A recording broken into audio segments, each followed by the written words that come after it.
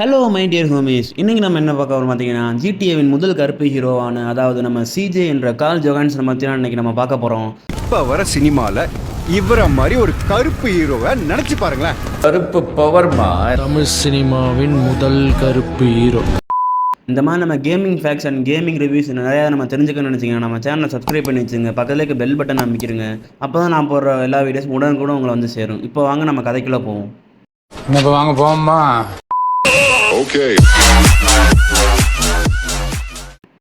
CJ வளர்ந்த இடம் எந்த இடம் பார்த்தீங்கன்னா, லாஸ் சாண்டோஸில் கிளான்டன் என்ற க்ரோ ஸ்ட்ரீட்டில் தான் அவன் வளர்ந்துருக்கான். அவங்க க்ரோ ஸ்ட்ரீட் இந்த ஸ்ட்ரீட் எப்படி இருக்குன்னு பார்த்தீங்கன்னா, அவன் சின்ன வயசுலேருந்தே அடிதடி சண்டை என்று நிறையா அதில் அதை ஈடுபட்டிருக்காங்க. அதாவது பாலாஸும் க்ரோ ஸ்ட்ரீட்டும் இந்த க்ரூ ஃபேமிலிஸ்ன்ற 2 டீமாக அங்கே வந்து நிறைய பேர் இருந்திருக்காங்க. இந்த கலவரத்தில் பார்த்தீங்கன்னா மர்ம நபர்கள் அவங்க அப்பாவை கொன்னுடுறாங்க.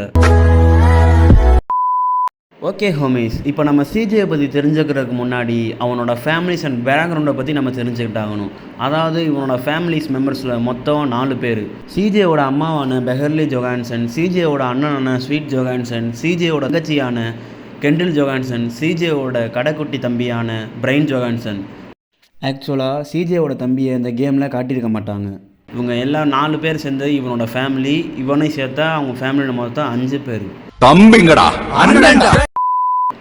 லாஸ் சாண்டோஸில் பார்த்தீங்கன்னா கேங் வார் அது நடந்துக்கிட்டு இருக்க இடையில சிஜேவோட கடைக்குட்டி தம்பியான பிரையனையும் அந்த கேங் வாரில் இழுக்கிறதுக்காண்டி ஸ்வீட்ஸ் அண்ட் மற்ற கேங் மெம்பர்ஸ் எல்லாமே அவனை ஆயத்தமாக்கிட்டு இருந்தாங்க. இது பிடிக்காமல் நம்ம சிஜே என்ன பண்ணார் பார்த்தீங்கன்னா, அவரை இன்னொரு வழி கொண்டு போகிறோம்னு அவர் எதிர்பார்த்தமாக சிஜே வந்து அவரோட தம்பியை இழந்துடுறாப்புல. தன்னோட அப்பாவும் போயிட்டாரு, தன்னோட தம்பியும் போயிட்டான். இனிமேல் என்னடா இது கேங்கு வேணாம், ஒரு மண்ணு வேணான்ட்டு சிஜே லிபர்ட்டி சிட்டி கிளம்பி போயிடுறான். லிபர்ட்டி சிட்டியில் சிஜே பார்த்தீங்கன்னா அவனோட வேலையை பார்த்துக்கிட்டு இருக்க சமயத்தில் அவனோட அம்மா பெவர்லி ஜான்சன் இறந்துடுறாங்க. ஆக்சுவலாக பெவர்லி ஜான்சன் வந்து நோய்வாய்ப்பட்டோ காய்ச்சல் வந்து அந்த மாதிரிலாம் இறந்துருக்க மாட்டாங்க. அவங்க ஒரு கேங் கிராஸ் ஃபயரில் அவங்கள சுட்டு கொண்டுட்டாங்க. இதை தெரிஞ்சுக்கிட்ட சிஜே மனசு தாங்காமல் தன்னோட சோகத்தை வெளிப்படுத்த அவன் லிபர்ட்டி சிட்டியிலேருந்து 1992 லாஸ் சாண்டோஸ்க்கு வரான். இங்கேருந்து தான் இந்த ஜிடிஏ சான் ஆண்ட்ரியாஸ் இருந்த ஒரு எவர் கிரீன் லெஜண்ட் கேம் ஸ்டார்ட் ஆகுது. இங்கே ஒரு 2 கேரக்டர் அமையுமாகுது. அது யாருன்னு பார்த்தீங்கன்னா ஆஃபீஸர் டென்பனியும் பொலாஸ்கியும் தான். சிஜே லாஸ் சாண்டோஸில் கால் எடுத்து வச்சோடனே நம்ம ஆஃபீஸர் டென்பனிக்கு மூக்கு வெறுத்த மாதிரி சிஜேவை தேடி வந்துடுறான். சிஜே அலைக்கா தூக்கி மலைக்கா அவனோட வண்டியில் போட்டு அவனை கூட்டி போய்கிட்டு இருக்கான். கூட்டி போகிறப்ப இனிமேல் நீ எங்களோட நாய், இனிமேல் நீ எங்களுக்கு கீழே வேலை பார்க்கணுன்னு அவனோட கொஞ்ச நஞ்ச பணத்தையும் வாங்கி அமுச்சு விட்டுறான். அங்கேருந்து சிஜே பார்த்தீங்கன்னா அவங்களோட அம்மாவுக்கு ஒரு க்ரோவை பார்க்க போகிறான். அங்கே போய் பார்த்தீங்கன்னா ஸ்வீட், கெண்டில் அப்புறம் கேங் மெம்பர்ஸ்லாம் இருக்காங்க. ஸ்வீட் அவனை கண்ணாப்பின்னு திட்டி விட்டுறான். எப்படின்னு பார்த்தீங்கன்னா, நீ ஒரு துரோகி, நீ எங்கள் ஒருத்தனே கிடையாது, நீ ஒரு துரோகி, நீ எங்களுக்கு துரோகம் பண்ணிட்ட அப்படி எப்படி கண்ணாப்பின்னா திட்டிடுறான். ஆனால் பண்ணது எல்லாத்தையுமே பார்த்தீங்கன்னா இவங்க தான். ஆனால் இப்போ பண்ணது தப்புன்னு பார்த்தீங்கன்னா சிஜேன்னு சொல்லலாம், சிஜே திட்டுறாங்க. ஒரு பக்கெட்டு கெண்டில் அவனோட தங்கச்சி பார்த்தோன்னா சிஜேவை ஒரு மனுஷனாவே மதிக்கலை.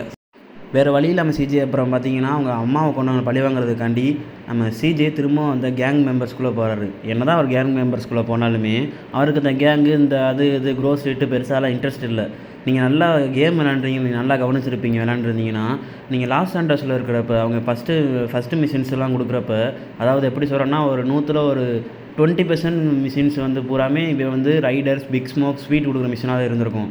அந்த மிஷின் பண்ணுறப்பலாம் பார்த்தீங்கன்னா அவனுக்கு அவ்வளோ இன்ட்ரெஸ்ட்டே இருக்காது. ஏதோ வேண்டாம் பண்ணுற மாதிரி தான் பண்ணுவான் அவன். ஏன்னா அந்த கேங் மெம்பர்ஸ் திரும்ப போகணும், இந்த அம்மாவை கொண்டவங்க பழிவாங்க அந்த மாதிரி காட்டுறதுக்காண்டி அவன் பண்ணுவான். அதுக்கப்புறம் அந்த சிஜே தன்னோட அந்த கேங்ஸ்டரில் இப்போ திரும்பவும் ஆரம்பித்ததுனால அவன் என்னென்னலாம் பண்ணியிருப்பான், அவன் லாஸ் சாண்டோஸ் எப்படி டேக் அவுட் பண்ணான், பாலாஸ் எப்படி டேக் அவுட் பண்ணான், யாரெல்லாம் அவனுக்கு துரோகம் பண்ணான், யாரெல்லாம் அவனுக்கு உண்மையான நண்பர்கள் கிடச்சாங்க அப்படின்ற கதையை நம்ம ஜிடிஏ சான் ஆண்ட்ரியாஸில் ஃபுல்லாக நம்ம சர்பாஸ் ஆகி வந்திருப்போம். இதில் வியக்க வைக்கிற ஒரு விஷயம் என்னென்னு பார்த்தீங்கன்னா, இந்த கேம் கிட்டத்தட்ட வந்து ஒரு 21-22 இயர்ஸ் ஆயிடுச்சுன்னு நினைக்கிறேன். ஆனால் இப்போவும் சில AAA டைட்டில்ஸுக்கு டஃப் கொடுக்கும்னா நான் அந்த மாதிரி சொல்லலை, இப்போவுமே நின்று பேசும். ஏன்னா 20 வருஷம் கொஞ்சம் யோசிச்சு பாருங்கள். 2004 இது ரிலீஸ் ஆன டைம் வந்து 2004. அப்போல்லாம் ஆண்ட்ராய்டு மொபைல்ஸு டெவலப் ஆகாத ஒரு காலகட்டம். அப்போ இப்படிப்பட்ட ஒரு கேமு, இப்படிப்பட்ட ஒரு டீட்டெயில்ஸ்லாம் கொடுத்துருக்காங்கன்னா உண்மையிலே ராக்ஸ்டார் பாராட்டி ஆகணும் கைஸ்.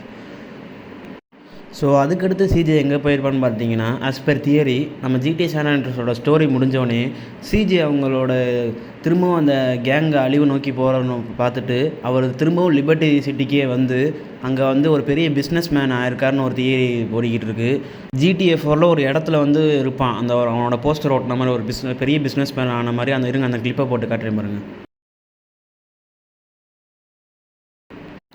ஸோ இன்னொரு தியரி என்ன போய்கிட்டு இருக்குன்னா, அங்கே அடுத்து நடந்த கேங் வாரில் க்ரோவ் ஸ்ட்ரீட் மொத்தமாக அழிஞ்சிருச்சு. அவங்க அந்த ஸ்வீட்டு அவங்க சிஜே அவங்க மொத்த ஃபேமிலி எல்லாமே அந்த பாலாஸை அவங்கள கொன்னுட்டாங்க அப்படின்ற தியரி போகுது. இந்த தியரி கன்ஃபார்ம் பண்ணுற மாதிரி நீங்கள் ஜிடிஎஃப்ஐயில் பார்த்துருந்தீங்கன்னா தெரியும், அங்கே ஃபுல்லாமே க்ரோவ் ஸ்ட்ரீட்டில் முதற்கொண்டு சில பாலாஸ் தான் நிற்பாங்க. உங்களை க்ரோவ் ஸ்ட்ரீட்டில் யாரையுமே அவங்களால பார்க்க முடியாது. இன்னொரு தியரி என்ன சொல்லுதுன்னா, நம்ம சிஜேவோட மகன் நம்ம ஜிடிஎஃப்ஐயோட ஒன் ஆஃப் த ப்ரொட்டகனிஸ்டான ஃப்ராங்க்லின் கிளின்டன் தான் நம்ம சிஜேவோட மகன் இருக்குது. ஸோ ஜிடிஏ சான் ஆண்ட்ரியாஸ் நம்ம இன்னொரு விதமாக சொல்லலாம் எப்படின்னு பார்த்தீங்கன்னா, என்ன மாதிரி லோ பட்ஜெட் கேமர்ஸ், அதாவது பெரிய பிசிலாம் இல்லை, என்கிட்ட அம்மா லேப்டாப் தான் இருக்குது, அந்த மாதிரி கேமர்ஸுக்கு எல்லாமே என்கிட்ட அம்மா லேப்டாப் தான் இருக்குது, அதெல்லாம் நான் ப்ளே பண்ணாத அந்த மாதிரி கேமர்ஸுக்கு எல்லாமே ஜிடிஏ சான் ஆண்ட்ரியாஸ் வந்து ஒரு லோ பட்ஜெட் ஜிடிஏ 5ன்னு சொல்லலாம்.